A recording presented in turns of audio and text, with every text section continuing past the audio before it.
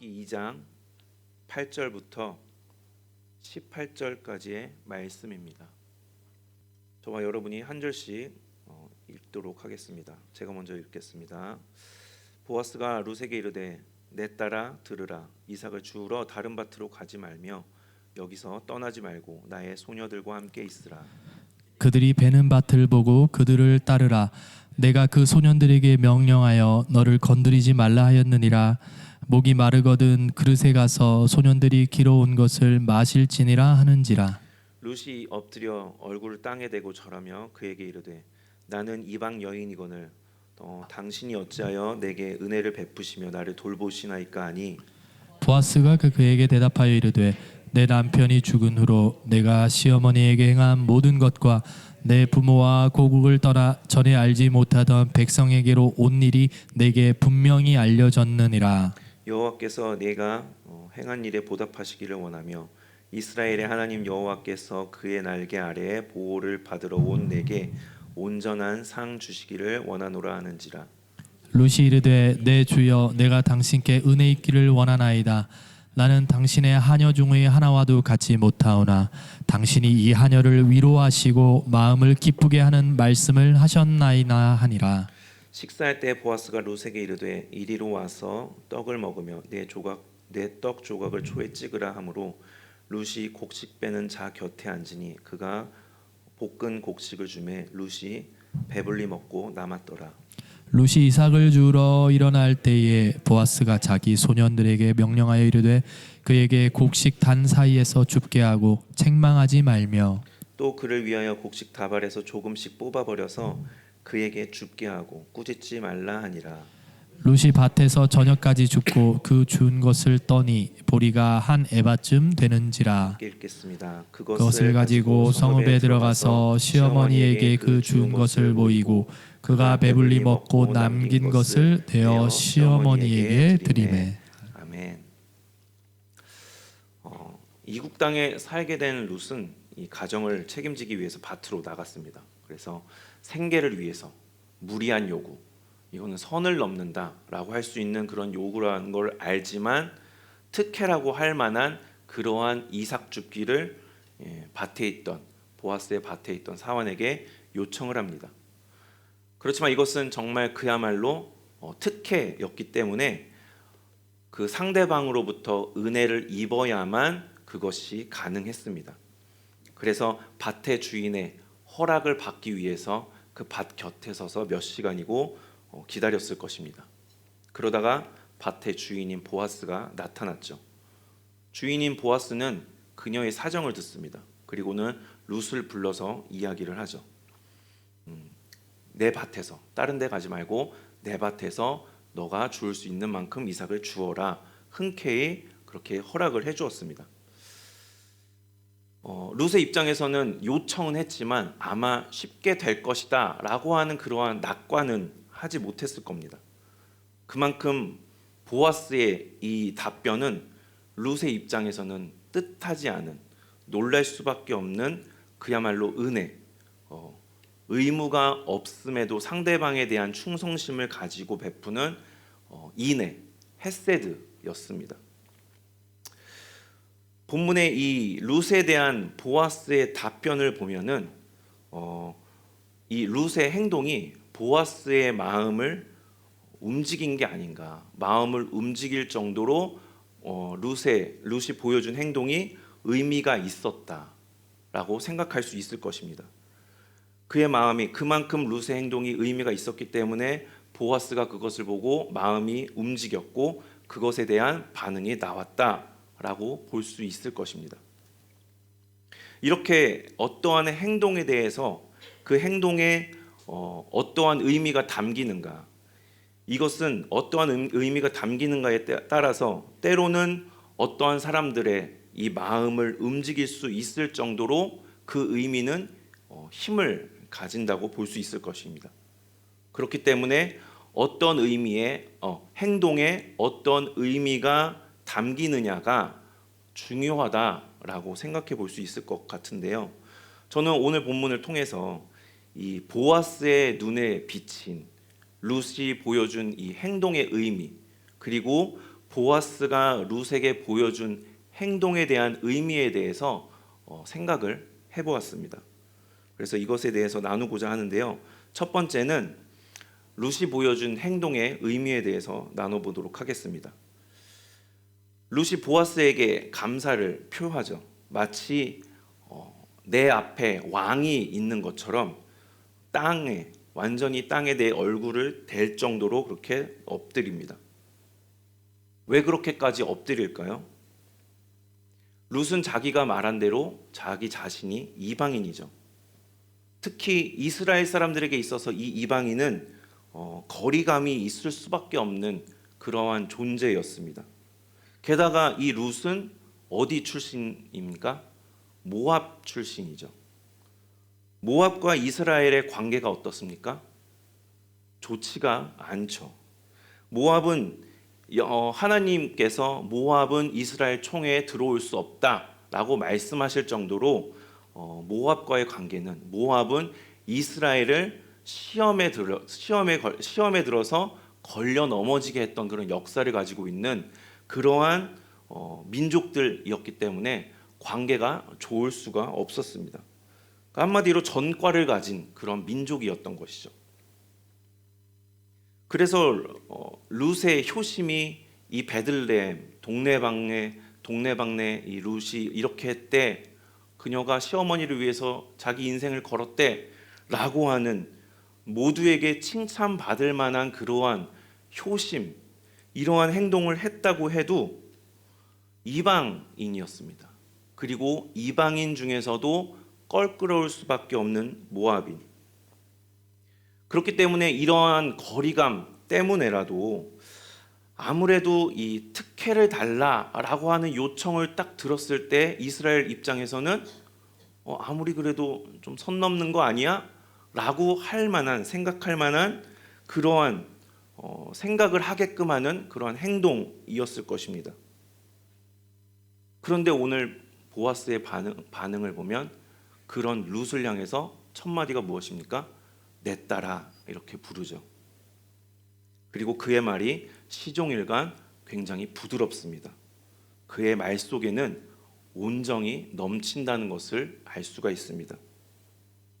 그에게는 이방인이다, 모압인이다, 그것에 따른 어떠한 이 울타리 같은 게 전혀 느껴지지가 않습니다.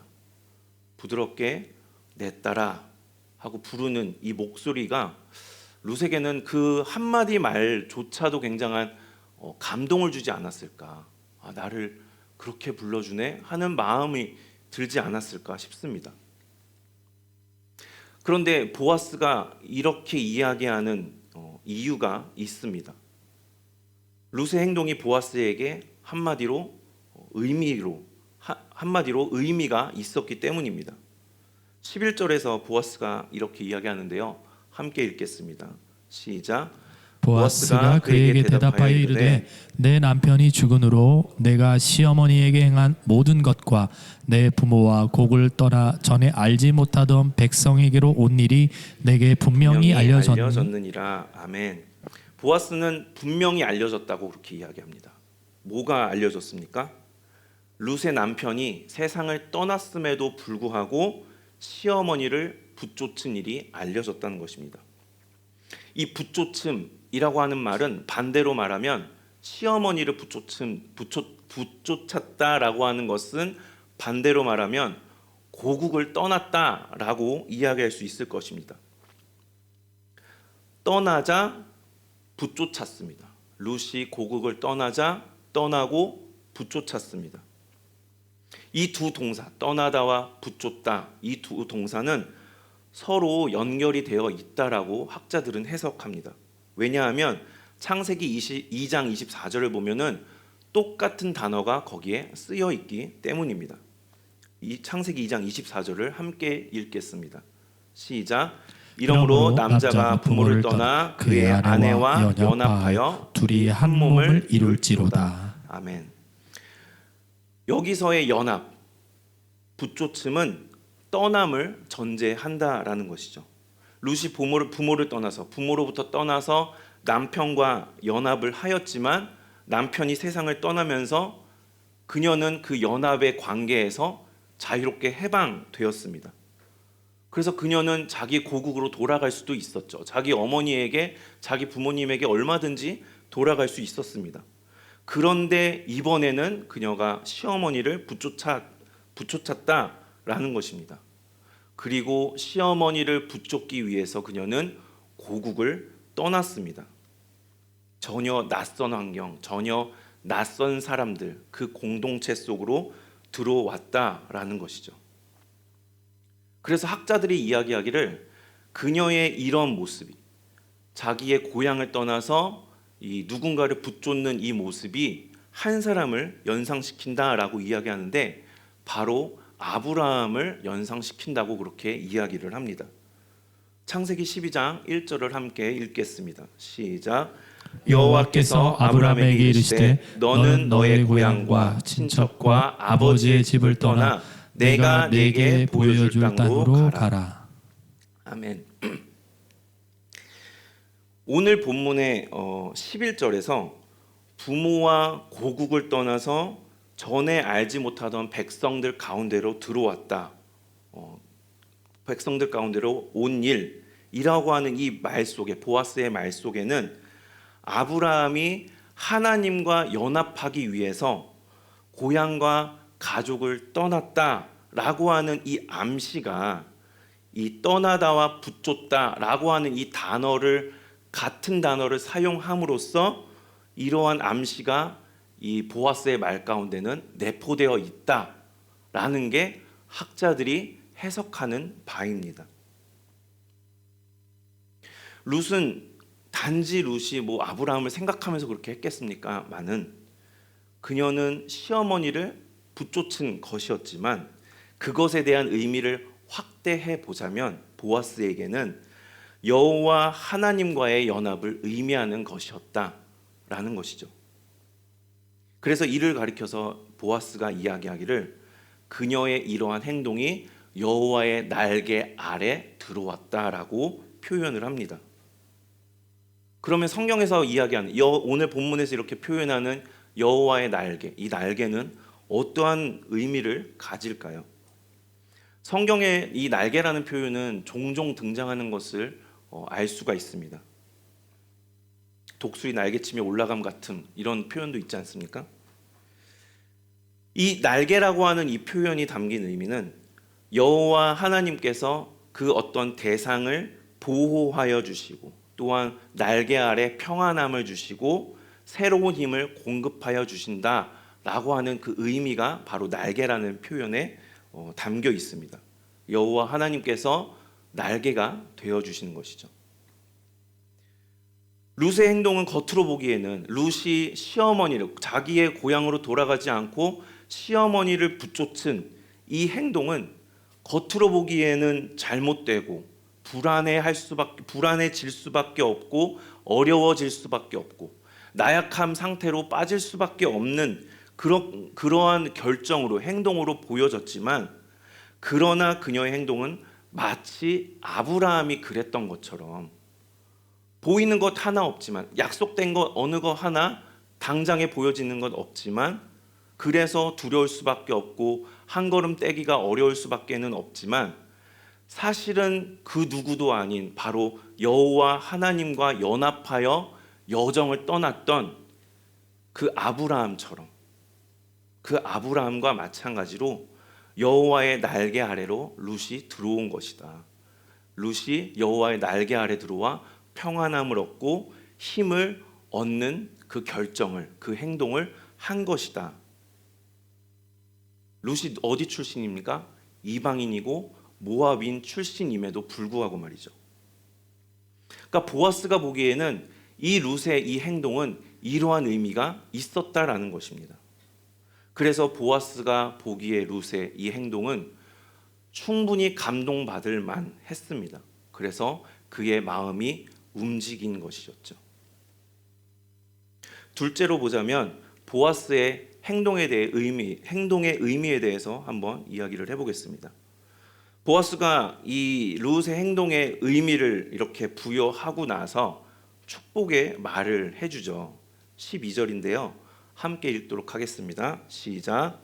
여호와께서 내가 행한 일에 보답하시기를 원하며 이스라엘의 하나님 여호와께서 그의 날개 아래에 보호를 받으러 온 내게 온전한 상 주시기를 원하노라 하는지라. 아멘. 이 표현을 원어를 통해서 원어적으로 풀어보면은 이렇게 말의 순서가 이렇게 된다고 합니다. 여호와께서 보답하시기를 너의 행한 일을, 여호와께부터 온전하기를 너의 상이. 이렇게 말의 순서가 조금은 바뀌었죠. 보답하다와 온전하게 하다라고 하는 이 두 동사의 이 원형은 같은 단어라고 합니다. 같은 단어인데 이 원형의 의미를 살펴보면 시작해서 어떠한 일을 시작해서 그것을 온전하게 하다, 완성시키다라고 하는 의미를 가지고 있다고 합니다. 그러니까 여호와께서는 룻이 보인 행동에 대해서 보상을 시작하셔서 그 보상을 완성하여 주신다. 어떤 상을 주시는데 그 상이 온전한 상이 되어서 이 룻에게 수여하여 주신다라고 하는 그 의미가 있는 것이고, 그렇게 행하는 주체가 바로 다른 누구도 아닌 여호와께 있다라고 하는 의미라고 합니다. 그러면 이 보아스가 이야기하는 상이라는 것은 어떤 상을 말하는 걸까요? 역시 이 같은 단어가 창세기 29장에 나오는데 29장의 내용이 우리가 잘 아는 라반과 야곱이 품삯을 정할 때 이 나누는 대화 가운데 품삯이라고 하는 단어가 바로 이 단어라고 합니다. 동일한 의미로 이렇게 의도적으로 쓰였다라고 한다면 상을 받기로 한 이 품삯, 이 야곱에게 있어서 품삯이 무엇이었습니까? 돌밭 노동의 대가로 이 가축을 받고 가족들과 그 야곱 라헬과 레아와 결혼하고 자녀들을 이제 양육할 수 있는 그 권한을 대가로 받는 것이었죠. 그렇게 볼 때 같은 의미다라고 볼 때 룻에게 주어질 이 상, 보아스가 축복을 빌어주는 그 상이라고 하는 것은 어떤 이 형태가 없는 관념적인 그런 상이 아니라 실질적인 이 세상 속에서 룻에게 필요한 상, 무엇이겠습니까? 배우자, 그리고 자녀, 가정, 그리고 생계를 유지할 물질, 이것을 의미하면서 보아스가 축복한 것이다 라고 볼 수 있다는 것이죠.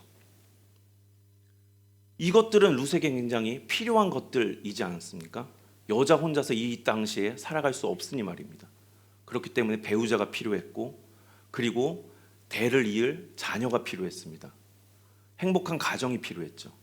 생계를 이을 물질, 재산, 곡식이 필요했습니다. 이처럼 보아스는 룻에게 정말 필요한 부분, 삶을 실제적으로 살아가는 데 있어서 없어서는 안 될, 정말 텅 비어있는, 없어서는 안 될 부분임에도 불구하고 현재로서는 텅 비어있는 이 부분이 여호와 하나님으로 인해서 실제적으로 품삯으로 주어지기를, 하나님께서 그걸 상으로 수여해 주시기를 바라고 있는 것이죠. 이렇게 축복을 보아스가 해주는데 근데 그 이유, 그 뒷부분을 보면은 그의 말이, 그의 행동이 단지 축복으로만 끝나지 않는다는 것을 알 수가 있습니다. 14절부터 18절을 저와 여러분이 한 목소리로 읽도록 하겠습니다. 시작. 식사할 때 보아스가 룻에게 이르되 이리로 와서 떡을 먹으며 내 떡 조각을 초에 찍으라 하므로 룻이 곡식 빼는 자 곁에 앉으니 그가 볶은 곡식을 주매 룻이 배불리 먹고 남았더라. 룻이 이삭을 주우러 일어날 때 보아스가 자기 소년들에게 명령하여 이르되 그에게 곡식 단 사이에서 줍게 하고 책망하지 말며 또 그를 위하여 곡식 다발에서 조금씩 뽑아버려서 그에게 줍게 하고 꾸짖지 말라 하니라. 루시 밭에서 저녁까지 줍고 그 주운 것을 떠니 보리가 한 에바쯤 되는지라. 그것을 가지고 성읍에 들어가서 시어머니에게 그 주운 것을 보이고 그가 배불리 먹고 남긴 것을 내어 시어머니에게 드리매. 아멘. 단지 여호와께서 보답해 주시고 너에게 품삯 너에게 상을 주시기를 원한다 하고 땡이 아니었습니다. 보아스는 룻이 자기 밭에서 이삭을 줍게 했을 뿐만이 아니라 마음껏 그냥 줍고 가라 이게 아니라 충분히 저녁까지 주울 수 있도록 시간도 공간도 충분히 허락을 해주었죠. 마음껏 목을 축일 수 있게 했습니다. 그뿐이 아니었죠. 외톨이일 수밖에 없는 그녀, 혼자서 어딘가 이렇게 동떨어져 가지고 먹을 수밖에 없는 그녀로서는 그런 상황이었는데 그녀를 자기의 식사 공동체로 초대했죠. 초대해서 넉넉한 식사를 제공해 줬습니다. 이 작업 현장에서 누릴 수 있는 맛있는 식사를 제공해 주었습니다. 또 어떻습니까? 다시 일할 때에는 그녀가 위축될 만한 그녀가 이거 내가 뭔가 잘못한 거 아닌가? 이렇게 위축될 만한 그러한 어떤 말도 어떤 제한도 두지 말라고 일꾼들에게 시키죠. 더 나아가서 아예 곡식단을 묶을 때 아예 조금씩 뽑아서 많이 줄 수 있게 해주었습니다. 일부러 흘리도록 시키죠. 그렇게 해서 모인 양이 얼마쯤 된다고 합니까? 한 에바라고 하는데요. 이게 리터로는 22리터입니다.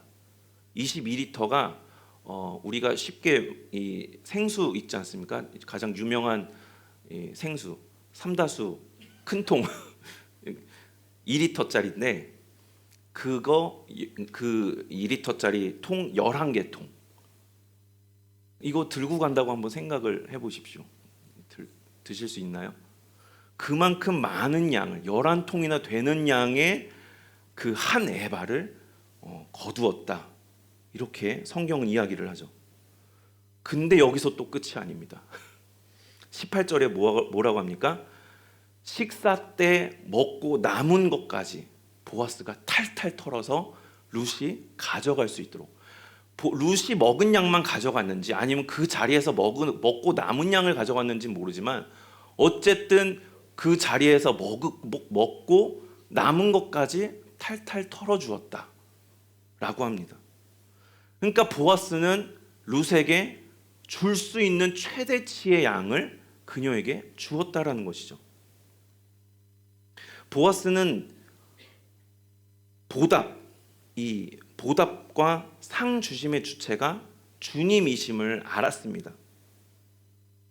그런데 그의 행동을 보면 주님께서 주체가 되시기 때문에 주님이 주실 거야 하고 알아서 해주시겠지 하고 가만히 있는 게 아니라 제가 느끼기에는 마치 그림자가 된 것 마냥 그림자처럼 주님이 하실 것이고 주님께서 그녀에게 하실 것이고 하고 계신 그 보답과 보상의 행위, 상 수여의 행위를 따라하듯이 하고 있는 것 아닌가. 본체가 아니기 때문에 그 주체가 아니기 때문에 완전하지는 않을 것입니다. 그것이 100%는 되지 않을 것입니다. 모든 것을 해결해 주지는 않겠죠. 그렇지만 그림자가 된 것 마냥 본체에 딱 붙어서 본체가 하는 대로 그대로 따라하는 모습. 그래서 모든 것을 내어주신 우리를 위해서 모든 것을 내어주신 그 주님처럼 그가 할 수 있는 모든 것을 내어주는 이 모습, 곡식까지 남은 곡식까지 탈탈 털어 내어주는 모습. 그러니까 룻의 필요를 알고 그 상을 주님께서도 주실 것이지만 자기도 그림자가 되어서 룻에게 상을 수여해 준 것 아닌가라는 그 생각을 하게 되었습니다. 그래서 이러한 보아스의 이 행동을 보면서 저는 하나님의 그림자다. 보아스가 보인 행동의 의미는 하나님의 그림자다라는 생각을 하게 되었습니다. 이렇게 룻이 한 행동 그리고 보아스가 보인 행동에는 각각의 의미가 있었다라고 볼 수 있을 것입니다. 그렇다면 그렇다면 우리 삶에는 어떠한 의미들이 있는가를 생각해 봐야 되겠죠. 우리가 보통 뭐 이렇게 난 그냥 아무 생각 없이 살고 있어. 난 그냥 되는 대로 살 거야. 뭐 이렇게 이야기하는 사람도 있죠. 근데 그렇게 말은 하지만 과연 그렇습니까? 그것 자체가 의미가 있다라는 것입니다. 되는 대로 한다라고 하는 그 의미가 거기에는 담겨 있고 그렇게 그 의미를 담아서 살아간다는 것이죠. 그 행동에는 그때그때의 욕망과 욕구에 따라 행동할 것이기 때문에 그러한 의미가 담겨 있다고 볼 수 있을 것입니다. 그렇기 때문에 우리가 하는 모든 행동, 거기에는 의미가 없을 수가 없을 것입니다. 삶은 행동들이 모여서 삶을 이루게 되지 않습니까? 그렇기 때문에 매 순간의 행동에 어떠한 의미가 담기느냐, 행동들의 어떠한 의미가 담기느냐에 따라서 그것이 삶을 이루고 삶의 방향성이 결정되어서 나아가게 될 것입니다. 세상에서의 성공, 풍요 이런 것들을 누리고자 하는 그 의미를 담는다면 삶은 그것을 향해서 나아가게 될 것이고, 혹은 자녀의 성공을 위해서 자녀의 성공이라고 하는 그 의미를 담는다면 내가 하는 모든 행동에는 자녀를 향한 그러한 행동, 의미가 담겨서 행하게 될 것입니다. 자녀를 위해, 결국에는 그 삶이 자녀를 위해 존재하는 삶이 되겠죠. 저 역시도 이 자녀가 점점 이제 커감에 따라서 자녀의 진로가 어떻게 될 것인가, 이것이 이게 점점점 저에게 중요한 의미로 다가오기 시작했습니다. 그러다 보니까 저의 행동에, 제가 하는 말에 거기에 대한 이 의미가 담기기 시작하면서 점점 하는 행동들이, 하게 되는 말들이 그쪽 방향으로 자꾸 나오는 것을 제가 발견하게 되었습니다. 예전에는 아직 어릴 때까지만 해도 제가 우리 애는 공부로 스트레스 주지 말아야지, 자기가 할 수 있는 잘하는 것 찾아서 그것을 위해서 열심히 지원을 해줘야 되겠다라고 하는 그 생각이 있었는데, 물론 지금도 그렇게 스트레스를 준다고는 저는 생각하지 않습니다만은, 점점 자녀가 오늘 학교 갔다 와서 공부를 했는가 안 했는가, 이걸 보고 이야기하는 제 자신을, 이 말씀을 준비하면서 내가 그렇게 했구나 라는 것을 이제 발견을 하게 되었습니다. 내가 내 삶에, 내 행동에 이런 의미가 계속해서 담기고 있었구나. 나의 행동에, 우리의 행동에 어떠한 의미를 담겠습니까? 오늘 보여지는 룻과 보아스는 각자의 행동에 담긴 의미가 무엇인지 우리에게 보여줍니다. 룻은 선택한 행동이 잘못된 것 같고 불안한 것 같지만 여호와의 날개 아래 사실은 들어온 것이고, 그렇기 때문에 그 어디보다 평안하고 보호받고 힘을 얻는 곳이다라는 것을 그녀의 행동을 통해서 그 의미를 우리에게 전해주고 있습니다. 보아스는 하나님의 그림자로서 살아가는 그 의미, 그 행동을 보여줍니다.